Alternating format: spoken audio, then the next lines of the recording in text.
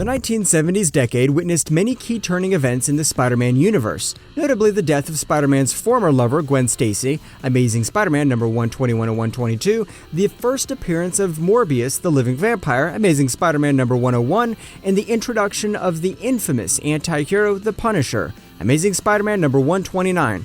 Also known as the Bronze Age of comic books, it spanned from 1970 to 1984. It retained much of its elements from the Silver Age of comic books and that ran from the 1956 to 1970, but contained darker plot elements and storylines that were more relevant to social issues such as racism.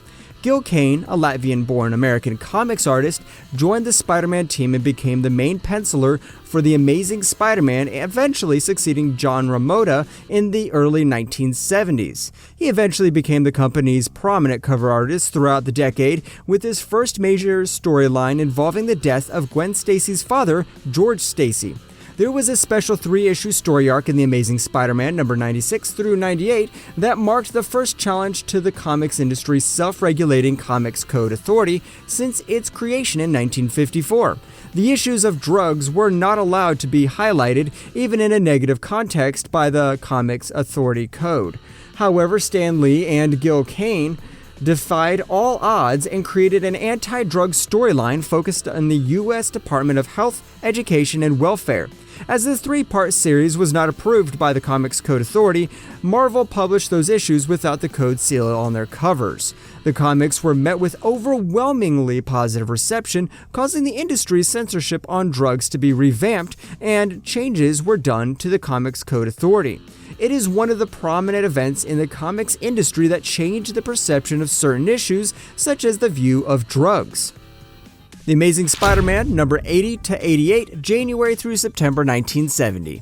The Amazing Spider-Man comics started in the 1970s decade with the return of the Chameleon. The Chameleon, disguised as George Stacy, attempted to steal priceless paintings at the Midtown Museum exhibit. Spider-Man eventually caught the Chameleon when he disguised himself as Peter Parker during a transfer of $1 million worth of bonds at the Daily Bugle. Issues 81 and 82 saw the return of the Kangaroo and Electro. In issue 83, a new criminal known as the Schemer has risen through the ranks of organized crime and seeks to eliminate his main competitor, the Kingpin. The Kingpin's wife, Vanessa, and their son, Richard, was also introduced in this issue. Richard was believed to have committed suicide due to his dad's connection to organized crime. Much later, Spider-Man, the Kingpin, and the Schemer were involved in a 3-way fight, easily overpowering the Schemer. Kingpin demanded to know who he was, only to be revealed as his son, Richard. Richard faked his death to cripple his father's criminal empire due to his shame of their ill-gotten fortune. Devastated to hear such news, the Kingpin went into a frenzy, and Spider-Man managed to escape from their clutches. Natasha Romanoff, the Black Widow, ran into Spider-Man after his fight with the Kingpin and the Schemer. Deciding to combine Spider-Man's powers with her abilities, she decided to abandon her old costume and design a new costume as part of her rebirth. She later dueled with Spidey and managed to rope Spidey. However, Spidey managed to break free of the ropes as he wanted to catch her. Natasha fled the fight.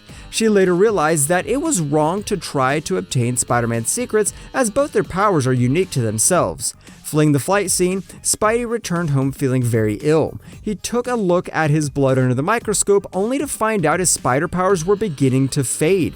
Spider-Man, beginning to feel weak and feverish, decided to reveal his identity as Spider-Man at Gwen Stacy's birthday party. With Spider-Man's mask in hand, he revealed that he was Spider-Man and left the party. Harry Osborn quickly dismissed it as a hoax, but Gwen was uncertain as there was some truth to it. Deciding that he needed help quickly, Peter changed into Spidey and visited a doctor for medical treatment. The doctor told Peter that he has only flu and nothing else to worry about. Feeling stronger, and what an idiot he has been, Peter realized that he needs to come up with a move to convince everyone that he is not Spider-Man. Peter visited the Prowler, Hobby Brown, and told him to fool everyone that Peter Parker and Spider-Man were two different people. Parker went back to Stacy's home and told everyone that he was in a feverish state and he was uncertain of what he said. When Gwen refused to believe him, Hobby entered through the window in the Spider-Man costume, and everyone believed that Peter was telling the truth. Hobby then left the scene and stashed Spider-Man's costume where he was told. The Amazing Spider-Man number 89 through 92, October 1970 through January 1971. Dr. Octopus, presumed to be dead, was alive and returned to taunt Spider-Man. Dr. Octopus and Spider-Man battled at the roof of New York's major power station. Spider-Man tried to follow Otto, but he was already retreated. Feeling exhausted, Peter fainted on the streets only to be discovered by George Stacy. Peter recovers at Stacy's home and headed back to his apartment to work on a new web fluid formula that would hopefully give him an edge in beating Dr. Octopus. Spider-Man scouted the city to track Otto, and after picking up his spider tracer signal, he swung to a nearby window only to be ambushed by Otto. As they both battled at the roof, Spidey managed to web his enemy's tentacles. Unable to control his arms, Dr. Octopus and Spidey smashed through a nearby chimney, causing bricks to rain down on the crowd below. Seeing a child under the falling debris, George Stacy, who was at the fight scene, quickly pushed the child away and was buried under the rubbles in the process. Spider-Man quickly rushed to the aid of Captain Stacy, but he was already fatally wounded and on the brink of death. He then revealed to Spider-Man that he knew that Peter is Spider-Man and told him to look after his daughter. Peter was devastated to lose George Stacy in the same way he lost his Uncle Ben. Sam Bullitt, a candidate for the office of New York's district attorney, was visited by Gwen Stacy, who offered to aid him in his election campaign against masked heroes. Following the death of her father, Gwen Stacy blamed Spider-Man for the death of her father. Sam also enlisted the help of the Daily Bugle in to bring Spider-Man. With the help of Jameson, Bullitt launched a media campaign branding Spider-Man as a villain. With the streets empty at night due to the fear of Spider-Man, Peter changed back to his civilian guise. He was strolling on the streets, and Peter was confronted and beaten by Bullitt's men as they wanted to extort information from him about Spider-Man. Changing into Spider-Man later, he decides to track down Bullitt and stringed one of Bullitt's men as a message for his employer. Heading back to his apartment, Spidey was startled when the lights of his apartment were switched on, revealing Bullitt and Stacy there. Spider-Man was confronted by Gwen Stacy and Sam Bullitt at his apartment. He quickly grabbed Gwen and exited. He was, however, spotted by one of the X-Men members, Bobby Drake, Iceman. Bobby is a mutant born with the ability to manipulate ice and cold by freezing water and vapor around him. Bobby thought that Spidey was harming Gwen and chased after Spider-Man. Bullitt and his henchmen arrived at the Daily Bugle after being contracted by Jonah. Jonah refused to continue cooperating with Bullitt after knowing that Bullitt has roughed up Peter Parker. Joe Robertson also found out about Bullitt's background, where he dealt with extremist and racist groups. Bullitt and his men decided to kidnap Joe, and Peter goes after them. He was halted at first by Iceman, but he managed to convince Iceman to help rescue Joe. They managed to free Joe and confronted Bullitt at his fundraising banquet. Bullitt was eventually arrested, and his bad deeds were known to the public, prompting them to leave him. The Amazing Spider-Man number 93 through 95, February through April 1971. Hobie Brown, feeling guilty of helping Spider-Man at Gwen's birthday, recalled seeing Captain Stacy on the day he died. He felt that he had a potential accomplice in the death of Stacy and decided to bring Spider-Man to justice to clear his conscience. Gwen Stacy received a call from her uncle Arthur to stay at his place in England. While searching for Gwen at her home, Spidey was ambushed by the Prowler. Spidey managed to defeat him easily by knocking him down the elevator shaft. Spidey then called up Hobie's girlfriend that stated that she would stick with Hobie no matter what. Realizing this, Spidey decided to go to Gwen's apartment and revealed his true identity. To his dismay, Gwen has already left for the airport to go to England. Peter was too late, as Gwen was already boarded on the plane to England when he reached the airport. The Beetle attempted to kidnap Aunt May as a hostage at a general store during a robbery, but was easily thwarted by Spidey. In issue 95, Peter was assigned to task to England to take pictures for the Bugle while he was there. Joe assigned him to this task as he knew that Peter was still depressed about Gwen leaving to England and decided to give him a chance to visit her. Peter later realized that the plane he was boarding was hijacked by terrorists who wanted to release their colleagues from prison. The terrorists managed to kidnap an American delegate and his son and hid them in Big Ben. Spidey eventually managed to retrieve them and defeat the terrorists. However, he notices that the local newspaper has reported that Spider-Man is in England, and realizing that Gwen could deduce a connection between Spider-Man and Peter Parker, he curses his own stupidity and left for home without having the chance to meet her. It was revealed much later in The Amazing Spider-Man 509 through 514 that Gwen was also hiding the fact that she was pregnant with Norman's twins following an affair with Norman Osborn before Gwen and Peter started dating. This is why she decided to fly to England to keep it a secret. It was around in the issue of The Amazing Spider-Man number 61 that this event occurred. Only Mary Jane knew that Gwen Stacy had twins, Gabriel and Sarah Stacy, and that Norman was the father. Gwen confided with MJ around 7 months before her death. There is much more to the story, so be sure to check out the Spider-Man 2000's decade to know more about the truth behind this weird premise. The Amazing Spider-Man number 96 through 98. The Comics Code Authority, CCA, was formed in 1954 by the Comics Magazine Association of America as an alternative to government regulation. The code was voluntary as there was no law making its use mandatory. Members of this code authority would submit their comics to the CCA for screening.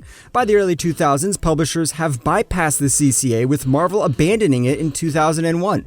As of 2010, there were only 3 major comic publishers that followed this code of conduct, which were DC Comics, Archie Comics, and Bongo Comics. Bongo broke off with the CCA in 2010, while DC and Bongo stopped adhering in 2011, rendering the code to be completely invalid. The Comics Code seal can be seen at the beginning of the 2018 Spider-Man Into the Spider-Verse as part of the production logos. This 3-part story arc highlights the negative aspects of drug usage and how people suffer from drug abuse. Although it was rejected by the Comic Code Authority, Stan Lee felt that the storyline was too good to be passed up and published the story without the code approval. The story was well received, eventually loosening the restrictions from the Comic Authority Code. Norman Osborn took up the mantle as the Green Goblin again after discovering a Green Goblin costume in the storage closet and regaining his memories from amnesia.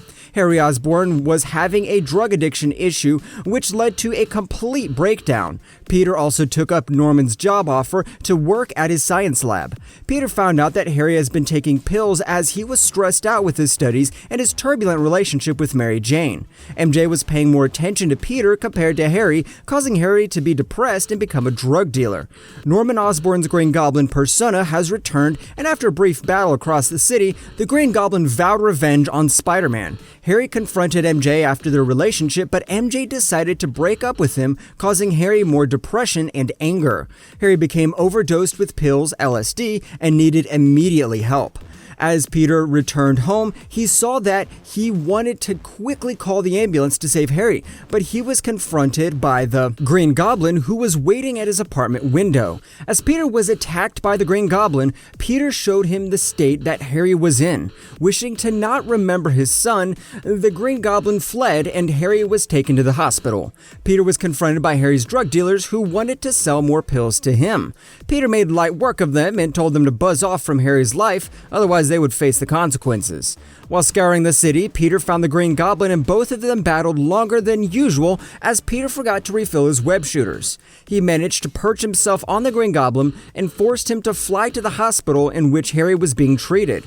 Realizing his son's condition, Norman Osborn's persona returned, causing the Green Goblin to pass out. Peter took him back home and destroyed the costume, hoping that the Green Goblin nightmare would end. Peter returned home and was greeted by Gwen, who had just returned from England after regretting her decision to leave England.